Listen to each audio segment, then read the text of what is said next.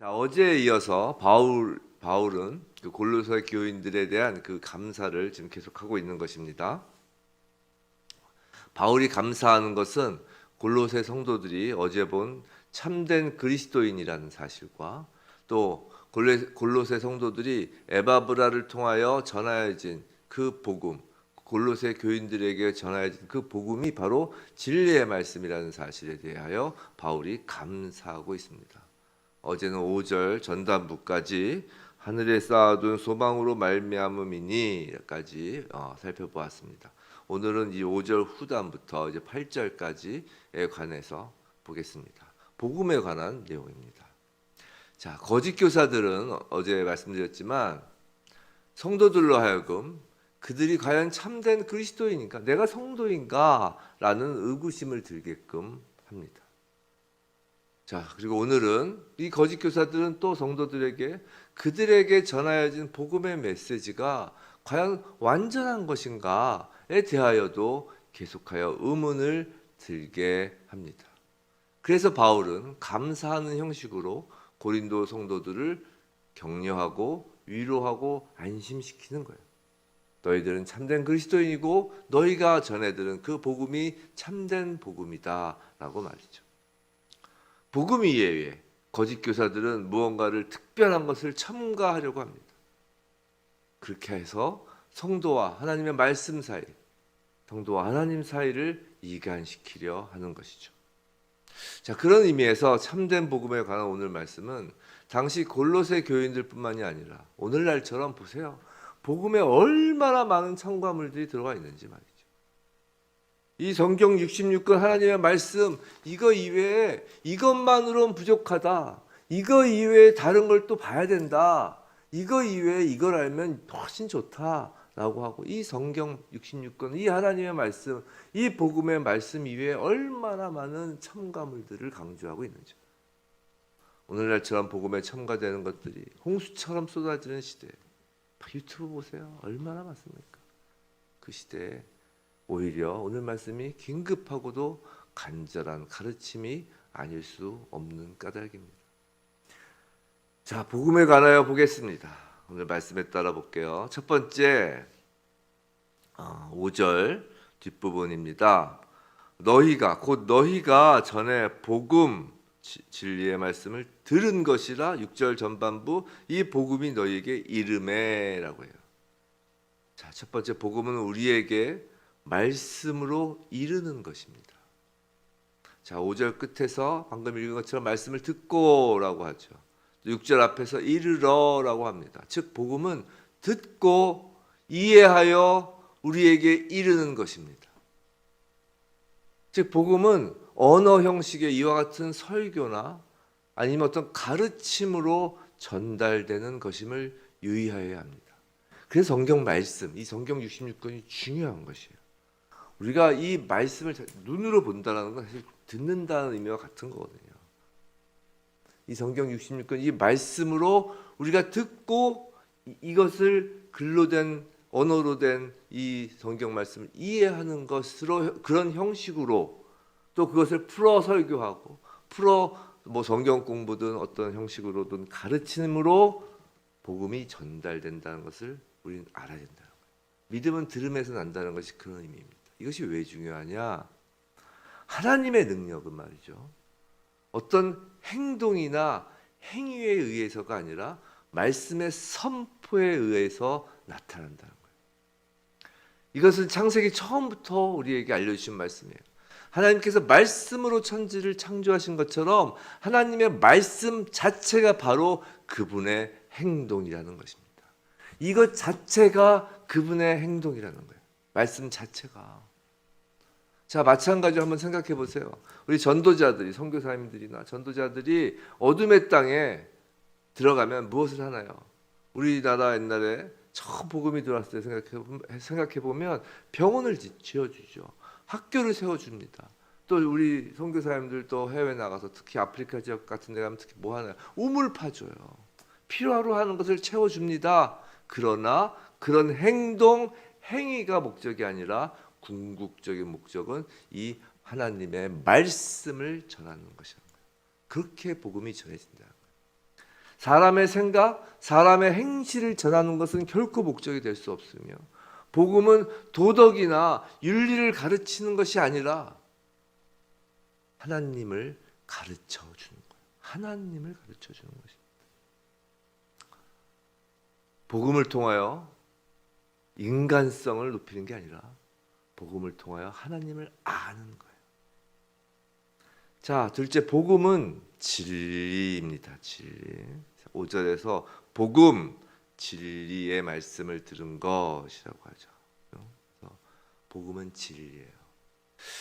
종교는, 세상의 종교들은 모두가 기독교를 제외하고 신에 대해서, 신의 존재를 인정하면서 그 신은 이럴 것이다 라는 막연한 추측, 막연한 생각을 주는 것에서 머무르지만 복음은 추측이나 막연한 상상이 아니라 하나님에 대한 확신을 주는 것입니다.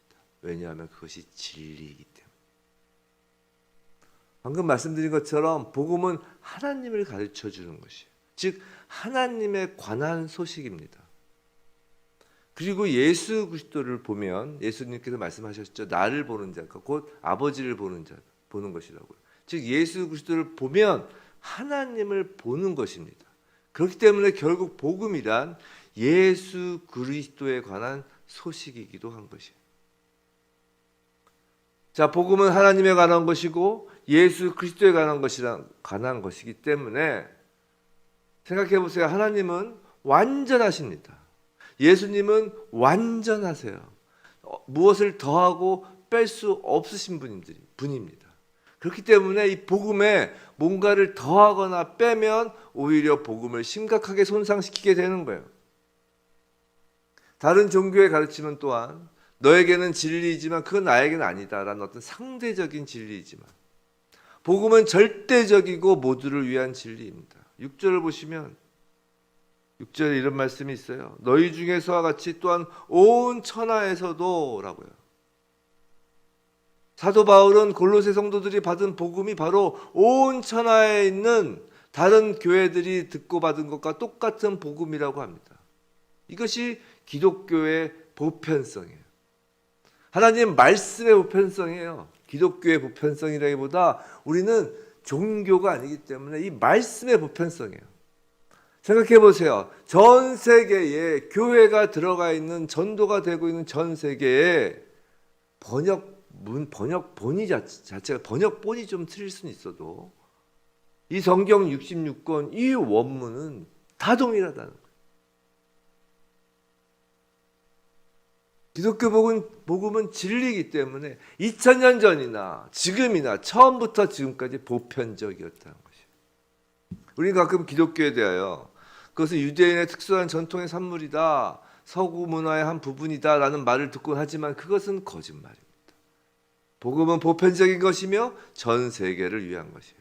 어떤 하나의 민족이나 국가 계급 등에 국한되지 않습니다. 이 복음의 메시지와 복음으로 인한 기쁨과 평안은 모든 인류에게 누구에게나 열려 있는 것입니다.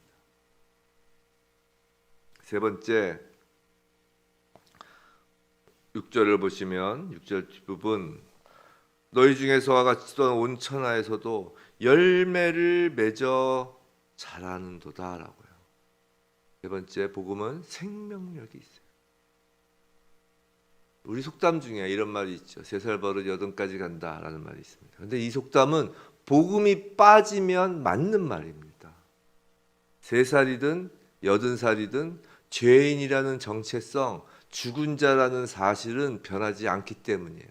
3살 버릇 80까지 간다. 더 정확히 얘기하면 3살 때 죽어있는 사람 복음 없으면 80에도 죽어있다는 거예요. 횟수만 지날 뿐이지 죽은 자라는 건 같다는 거예요. 변하고 말고 할 것이 아무것도 없는 것이죠. 이미 죽어있는데. 그러나 복음이 들어가면 그 속담은 이제 틀린 말이 되는 것입니다. 완전히 틀린 말입니다. 죄인이 의인으로 죽은 자가 산 자로 거듭나기 때문이에요. 일단 거듭나는 것이에요. 복음은 생명의 씨앗입니다. 죽은 자가 산 자가 되는 거예요. 마른 뼈가 살아나는 것입니다. 그리고 그 복음의 생명력은 그 산자가 이제 점점 자라나는 것으로 확인됩니다. 거듭난 자가 점점 자라나는 것으로 생명이 있음이 확인돼요. 우리가 길거리를 다니면서 세상 속에서 거듭난 자인지 거듭나지 않은 자인지, 즉 복음의 생명의 씨앗이 뿌려진 자인지 뿌려지지 않은 자인지 그냥 보면 알 수가 없습니다. 교회 안에서도 교회를 다닌다고 해서 정말 생명이 들어간 자인지 아닌지, 쉽게 얘기해서 예수를 믿는 자인지 안 믿는 자인지, 더 쉽게 얘기해서 성령이 임한 자인지 아닌 자인지 그냥 보면 알기 어렵습니다. 그런데 생명이 들어가면, 씨앗이 심기면 반드시 나타나는 현상은 자란다는 거예요. 산자들은 이제 자란다는 거예요. 개개인의 생활을 변화시키고 복음은 사회를 변화시키는 그 힘을 가지고 있다는 것입니다. 이것은 역사적으로 우리의 또 경험적으로 명백한 사실이에요. 생명을 줄 수 있는 다른 첨가물은 없습니다. 오직 복음만이 생명을 줄 수 있으며 씨앗이 자라나는 것처럼 우리를 자라게 합니다. 열매를 맺어 자라는 것이 복음 들어간 자의 특징인 것이에요. 네 번째로 말씀을 보면 6절, 이 복음이 이미 너희에게 이름에 너희가 듣고 참으로 하나님의 은혜를 깨달은 날부터, 참으로 하나님의 은혜를 깨달았다. 즉 복음은 은혜입니다. 근데 6절에서 바울은 참으로 하나님의 은혜라고 하며 그 은혜를 깨달았다라고 합니다.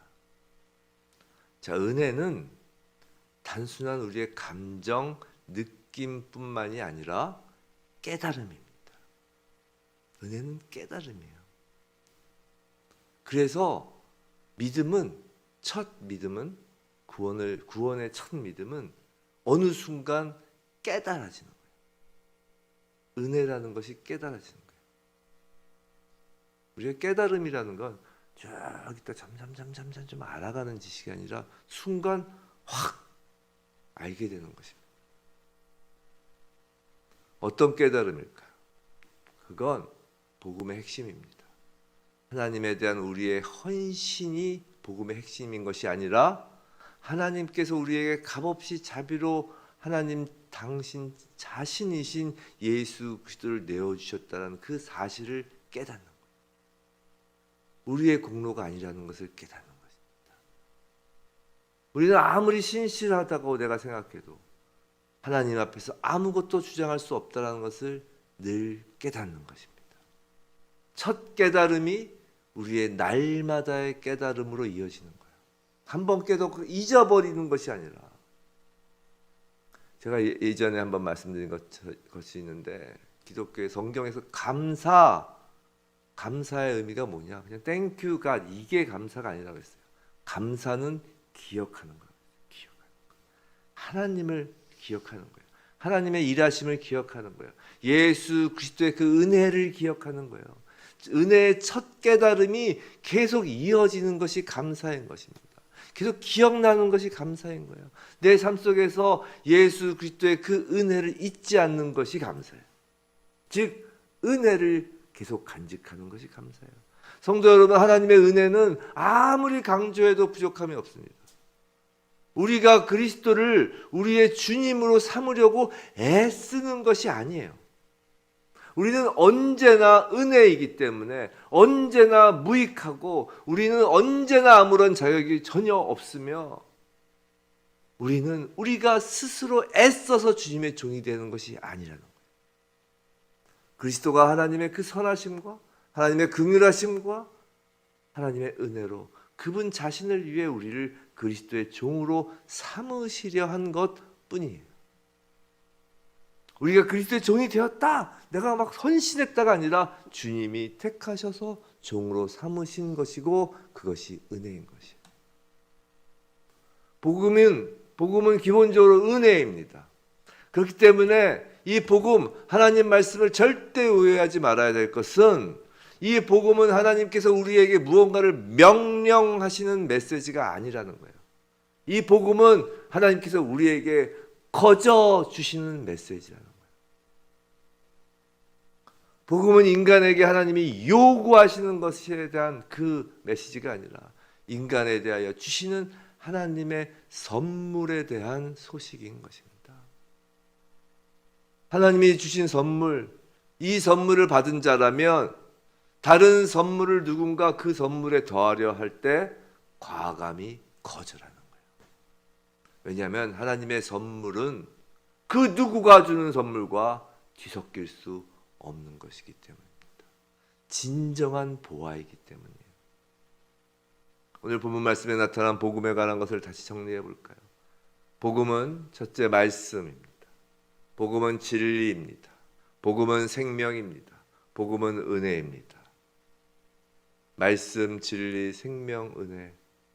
이 복음은 곧 예수 그리스도 그 자체인 거예요. 성경 66권의 모든 말씀이 가리키는 분은 오직 예수 그리스도입니다. 하나님을 믿는 것이 아니라 믿는 것, 그것은 족하지 않습니다. 예수 그리스도를 믿는 것입니다. 하나님을 믿는 것으론 우리의 신앙을 대변할 수 없습니다. 예수 그리스도를 믿는 것이. 하나님을 완전하게 보여주신 분이 오직 예수 그리스도이시기 때문이에요. 예수 그리스도를 통하지 않으면 하나님을 알 수 없고 하나님께 다다를 수 없는 것입니다. 이 예수 그리스도만이 모든 인류에게 절대적이며 보편적인 진리입니다. 유일한 길이에요. 죽은 자 가운데 부활하신 예수 그리스도야말로 바로 또한 유일한 생명입니다. 예수를 우리가 찾아 나선 것이 아닙니다. 예수를 우리가 찾은 것이 아니에요. 예수님이 우리를 찾아오신 것입니다. 은혜입니다. 예수 그리스도야말로 하나님이 우리에게 주신 유일하고도 하나님의 전부를 내어주신 선물 은혜인 것이에요. 7절 골로새 교인에게 복음을 전한 사람이 누구라고요? 에바브라라고 합니다. 에바브라는 골로새를 사랑하였고 사랑하였기에 자신이 가진 것 중 가장 좋은 것을 전하였습니다. 아니 더 정확히 표현하자면 자신이 가진 것 전부를 전해준 것입니다. 하나님이 당신의 전부인 복음을 예수 그리스도를 저희에게 주신 것처럼 우리도 하나님의 사랑을 품고 이웃을 바라보면 우리의 전부를 주게 되어 있습니다. 우리의 전부 역시 하나님이 주신 복음입니다. 복음을 가진 자는 복음을 전하지 않을 수 없는 것이에요. 예수께서 우리를 종으로 삼으신 목적은, 신실한 일꾼으로 삼고자 하신 목적은 우리로 하여금 복음 전달에 그 발과 손과 입술이 되도록 하기 위해서인 것입니다. 복음을 받은 자라면 당연하게 복음을 전하는 것입니다. 복음을 전하지 않는다라는 건 복음을 받지 않았다라는 거예요. 나에게 없다라는 거예요. 예수를 전하지 않는 건 아직 나에게 예수가 없다라는 거예요. 있는 것으로 착각하고 있다라는 것입니다. 성도 여러분, 이 아침에 우리에게 오신 예수 그리스도로 우리의 모든 생각을 가득 채우기를 원합니다. 다른 첨가물이 아니라 우리에게 전해진 하나님의 말씀을 통하여 우리에게 오신 예수 그리스도로 우리의 전 인격을 채우기를 원합니다. 예수께서 진리입니다. 우리의 생각과 결정, 어떤 감정, 느낌, 이성, 그 모든 기준이 진리이신 예수이기를 원합니다. 또 예수가 생명입니다.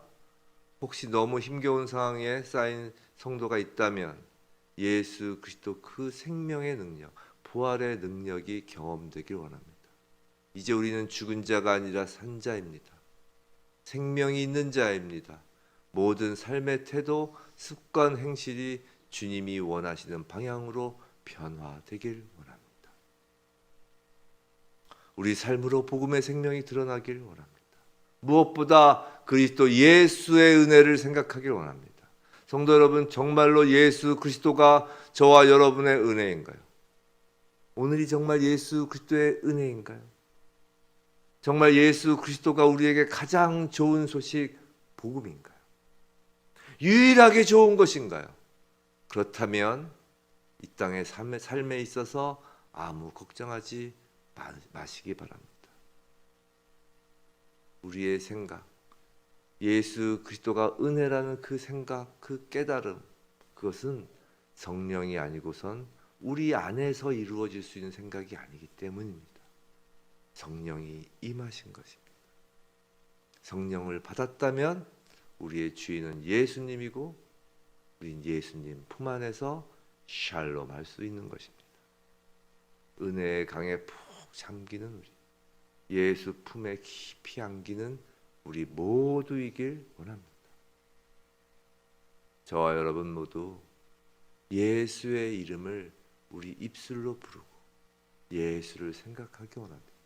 우리가 사랑하는 사람은 늘 이름을 부르고 그 사람을 생각하잖아요. 마찬가지입니다. 아니 그보다 더합니다. 우리의 유일하신 주님이십니다. 우리에게 십자가 은혜를 주신 주님이십니다. 예수의 이름을 부르고 불러도 부족함이 없습니다. 예수를 생각하고 생각해도 부족함이 없습니다. 부디 이 하루 또 남은 날 동안 예수 그리스도의 이름을 부르고 예수를 생각하며 예수 그리스도와 깊은 교제를 나누는 오늘 하루 그리고 남은 날이 되길 주님의 이름으로 축원합니다.